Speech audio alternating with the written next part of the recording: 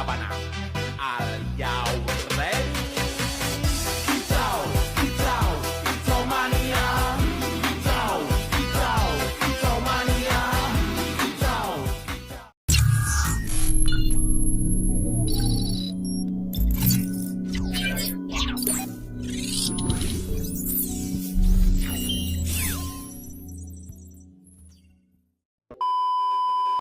Assalamualaikum warahmatullahi wabarakatuh. Halo semuanya, perkenalkan nama saya Hikmatul Nikmah dengan NIM 0603 1382 429081. Tujuan saya membuat video ini untuk memenuhi tugas akhir semester pada mata kuliah Ekonomi Makro dengan dosen pengampu Ibu Yuliana SHSPD MPD.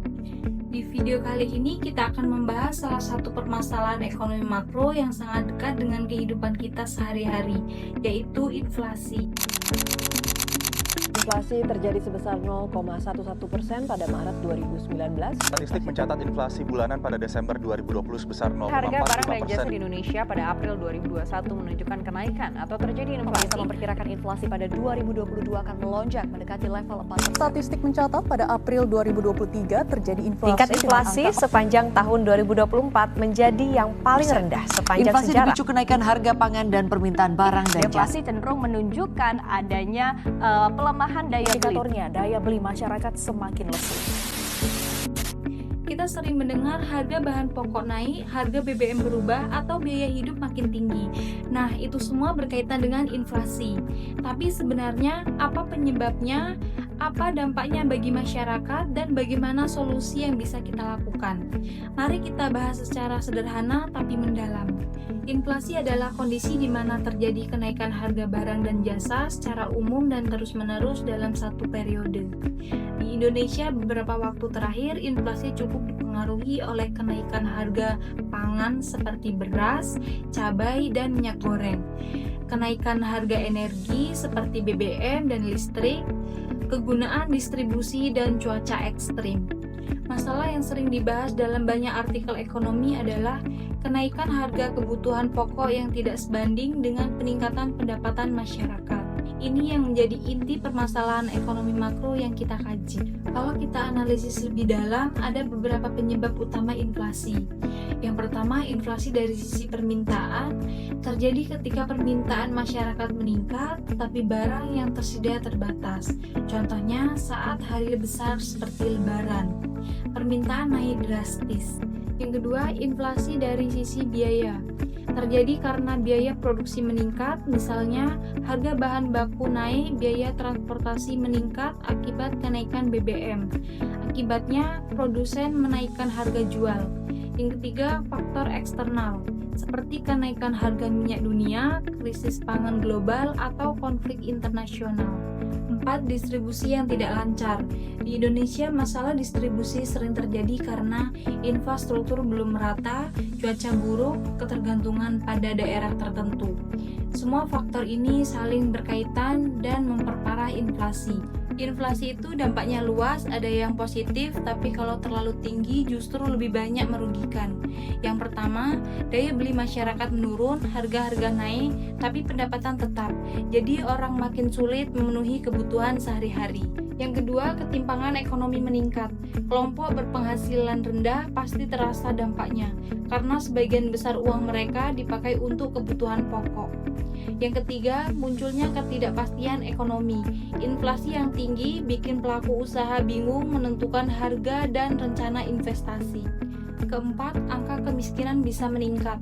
Kalau harga kebutuhan terus naik, masyarakat jadi lebih rentan jatuh ke garis kemiskinan. Kelima, berdampaknya pada tabungan dan investasi. Nilai uang menurun, jadi tabungan juga ikut berkurang nilainya. Inflasi itu tidak bisa diatasi sendirian, harus ada kerjasama antara pemerintah dan Bank Indonesia.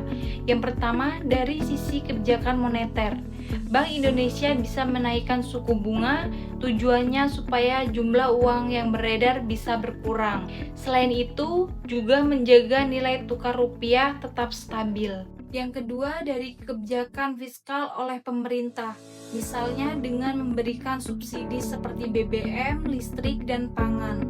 Lalu ada juga bantuan sosial untuk masyarakat yang terdampak. Pemerintah juga bisa mengendalikan harga lewat operasi pasar. Ketiga, perbankan distribusi. Dilakukan dengan meningkatkan infrastruktur dan memperbaiki sistem logistik supaya barang bisa sampai lebih cepat dan harga lebih stabil. Keempat, peningkatan produksi dalam negeri dengan mendukung petani dan UMKM serta mengurangi ketergantungan pada impor. Yang kelima, edukasi masyarakat. Kita juga punya peran, yaitu mengatur keuangan dengan baik dan tidak panik saat belanja. Kalau kita lihat data dari Badan Statistik, inflasi di Indonesia paling sering dipicau oleh harga makanan. Karena makanan itu sangat tergantung pada cuaca dan distribusi. Sejumlah komoditas bahan pangan di sejumlah pasar tradisional di Kota Bandung mulai mengalami lonjakan sehari setelah pemerintah menaikkan harga BBM. Di Pasar Cihapit, kenaikan terjadi pada cabai rawit yang kini dijual Rp80.000 per kilogram dari sebelumnya Rp70.000. Kenaikan juga terjadi pada berbagai jenis sayuran. Begitu pula dengan telur yang sebelumnya dijual Rp25.000 per kilogram menjadi Rp32.000 per kilogram. Kondisi yang sama juga terjadi di Pasar Kosambi. Pedagang mengaku mulai merasakan dampak dari kenaikan BBM terhadap daya beli konsumen. Para pembeli pun lebih bijak menyikapi fenomena ini agar kebutuhan pokok selama 1 bulan bisa tercukupi. Selain itu, kebijakan harga BBM juga berpengaruh besar. Kalau BBM naik, biaya transportasi naik dan akhirnya harga barang ikut naik. Inilah yang disebut efek berantai. Jadi kesimpulannya, inflasi adalah masalah ekonomi yang cukup kompleks, penyebabnya banyak dan dampaknya juga luas, terutama bagi masyarakat kecil. Karena itu, perlu kerjasama pemerintah, pelaku usaha, dan masyarakat agar inflasi bisa tetap terkendali. Semoga penjelasan ini bisa membantu kalian memahami inflasi lebih mudah. Terima kasih sudah menonton, jangan lupa like, share, dan subscribe. Mungkin sekian video dari saya. Wassalamualaikum warahmatullahi wabarakatuh. Bye-bye.